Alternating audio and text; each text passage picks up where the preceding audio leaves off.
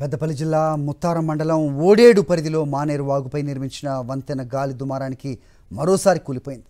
బ్రిడ్జికున్న 17-18 పిల్లర్ల మధ్య ఉన్న 4 గడ్డర్లు కుప్పకూలి సంఘటన స్థలంలో ఎవరూ లేకపోవడంతో పెను ప్రమాదం తప్పింది. ఓడేడు నుంచి జయశంకర్ భూపాలపల్లి జిల్లా గర్మిళ్లపల్లి గ్రామాల మధ్య రాకపోకల కోసం మానేరు వాగుపై ఈ బ్రిడ్జి నిర్మిస్తున్నారు. గతంలో ఏప్రిల్ 22న ఓడేడు వైపు కూలిపోయింది. మానేరు వాగుపై 2016 ఆగస్టులో 49 కోట్లతో ఈ బ్రిడ్జి నిర్మాణ పనులకు శంకుస్థాపన చేశారు. ఈ వంతెన నిర్మాణం పూర్తయితే పెద్దపల్లి అటు జయశంకర్ భూపాలపల్లి జిల్లాల మధ్య రవాణా సౌకర్యం మెరుగుపడుతుంది.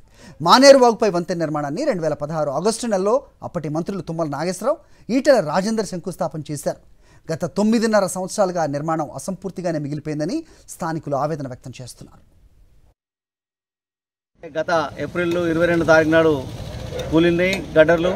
మళ్ళీ ఈరోజు నిన్న రాత్రి 7:30 ప్రాంతంలో చిన్న గాలి దుమారానికే ఇంకా 5 గడ్డర్లు కూలినాయి. అక్కడ ప్రమాదవశాత్తు ఎవరు ఇబ్బంది కలగలేదు. అది అదృష్టంగా భావిస్తున్నాం. వారు పోయినా వారి మచ్చలు పోయేటట్టు లేవు. వారు చేసిన అవినీతి ఇంకెన్ని సంవత్సరాలు ఉంటుందో, ఈ ప్రజలకు ఇబ్బంది కలుగుతుందో దీన్ని కాంగ్రెస్ పార్టీ తరఫున తీవ్రంగా ఖండిస్తూ సరైన అధికారులపైన, సరైన పర్యవేక్షణ లేని అధికారులపైన మరియు సదర్ కాంట్రాక్టర్ పైన క్రిమినల్ చర్యలు బుక్ చేయాల్సిందిగా కాంగ్రెస్ పార్టీ తరఫున డిమాండ్ చేస్తున్నాం.